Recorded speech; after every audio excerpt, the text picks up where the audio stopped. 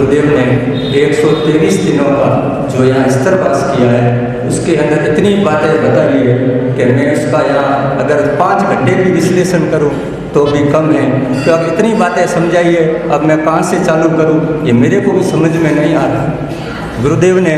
हमें जो हमारी आत्मा, जो हमारा मन,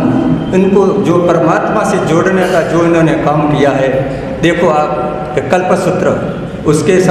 अंदर क्या क्या बातें आती है, क्या क्या उसका विभाजन है, कितने उसके भाग है और किन जिन चरित्रों का उसमें वर्णन है, जो इन्होंने एक आधार से, एक बिल्कुल विस्तार से एक एक शब्द को जिन भावों के आधार पर हमें समझाने का प्रयास किया। जो यहाँ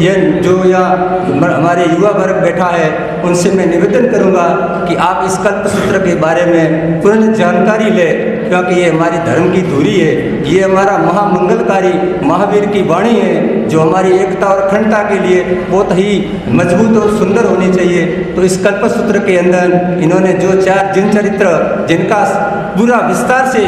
उन्होंने जो जीवन चरित्र और बाकी 20 तीर्थंकरों का इन्होंने संक्षिप्त में, और जो स्त्रावली है उसके अंदर पट्टधर, लब्धिधर, आचार्य भगवान और साधु समाचारी जो इन्होंने विस्तार पूर्वक हमें समझाई है। हमने ऐसा चातुर्मास तो बहुत देखे हैं और इनसे भी धुरंधर, इनसे भी महासाधु आचार्य भगवंता के इस बाड़मेर में चातुर्मास की कोई कमी नहीं है, लेकिन जो इन्होंने बातें हमें समझाई है ऐसी बातें जिंदगी में हमने पहली बार ही सुनी है और पहली बार ही आंखों से देखी है और पहली बार ही कानों से सुनी है। तो मैं गुरुदेव का ज़्यादा से ज़्यादा अगर मैं भावों से इनका वर्णन करूं तो मुझे समय नहीं है, इसलिए मैं एक ही बात कह रहा हूं कि जो गुरुदेव ने महावीर का निर्वाण दिवस, जिसको हम दीपावली के रूप में मनाते हैं, दीपावली तो हमारा लौकिक पर्व है, लेकिन वो महावीर भगवान का जो निर्माण वर्ष है वो हमारा लोकोत्तर पर्व है। तो उसके अंदर जो इन्होंने गौतम स्वामी के बारे में बताया है, कई लोगों को, मुझे भी मालूम नहीं है कि गौतम स्वामी कौन थे, उनका जन्म कहाँ हुआ, किस कुल में हुआ, वो कौन थे। इन्होंने एक एक शब्द को हमें समझाया कि गौतम स्वामी ब्राह्मण थे, ब्राह्मण कुल में जन्म हुआ, गोबर गांव में जन्म हुआ और ब्राह्मणों के ये पंडित थे। और उसके बाद में ये 11 पंडित जो ब्राह्मणों के धुरंधर पंडित थे वो प्रभु महावीर के समशरण में आते हैं और प्रभु की माँ जो आपा मंडल और प्रभु की जो वाणी को सुनते हैं उनमें वैराग्य की भावना आती है और वो दीक्षित होते हैं और परमात्मा के चरणों में रह करके उन्होंने जिन लब्धियों को प्राप्त किया, जिन गणों को प्राप्त किया, जिन उन प्रभु महावीर के उन वचनों को जिन्होंने अपने जीवन में उतारा और वो गणधर लब्धिधारी बने, जो प्रभु महावीर के 11 लब्धिधारी गणधर बने, जो अष्टापर तीर्थ गए और उन्होंने वहाँ पर 1500 तप्स, जिन्हों को एक छोटी सी कटोरी के अंदर उन्होंने उसका पारणा कराया। ऐसे लब्धिधारी गौतम कैसे बने, क्यों बने और किस कारण बने, सारा विस्तार पूर्वक हमने सुना। और कल की तो मैं क्या बात करूं कि मैंने तो कल मेरी जिंदगी में ऐसा कोई कल का दिन देखा ही नहीं कि मैंने जैसे ही आराधना भवन में प्रवेश किया, जैसे मुझे तो ये मालूम हुआ कि मैं तो पालीताना की इस तलेट के अंदर ही आया हूँ। ऐसा लोगों का उल्लास, ऐसा लोगों का मन, ऐसा लोगों की भावना और ऐसी ये जो संरचना की है जिन तलेटी की, मैं उस महानुभाव को मेरे अंतर मन से उनकी खूब खूब अनुमोदना करता हूँ। और यहाँ से गुरुदेव ने जिस विधि विधान से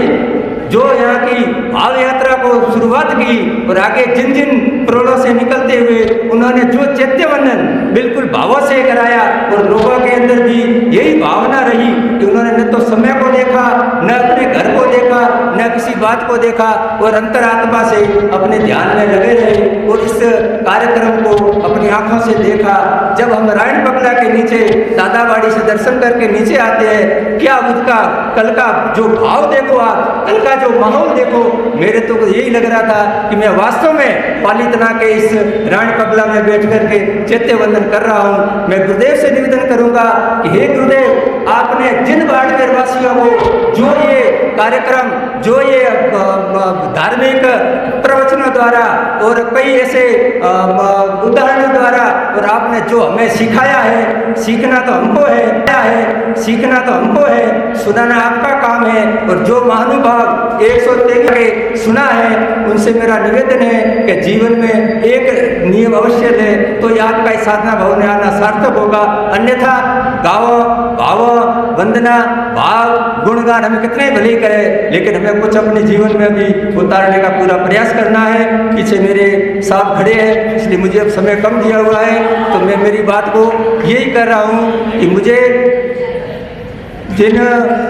संचालन महोदय ने, खतरकश संघ ने, चातुर्मास कमेटी ने मुझे यहाँ बोलने का जो मौका दिया है, मैं उसकी अनुमोदना करता हूँ और गुरुदेव से एक ही निवेदन करता हूँ कि आपने जो लोगों को अपने भाव, जो परमात्मा की वाणी सुनाई है, तो मैं महानुभावों से एक ही निवेदन करूँगा कि आप उन्हें हमेशा याद रखें और अपने जीवन में उतारने का प्रयास करें। गुरु गुणों की खान है, विवेक सागर जिसका नाम है, गुरु गुणों की खान है, विवेक सागर जिसका नाम है, ऐसे गुरुवर को लाखों प्रणाम है, लाखों प्रणाम है। जय गुरुदेव, जय गुरुदेव, जय गुरुदेव। ओम शांति शांति शांति।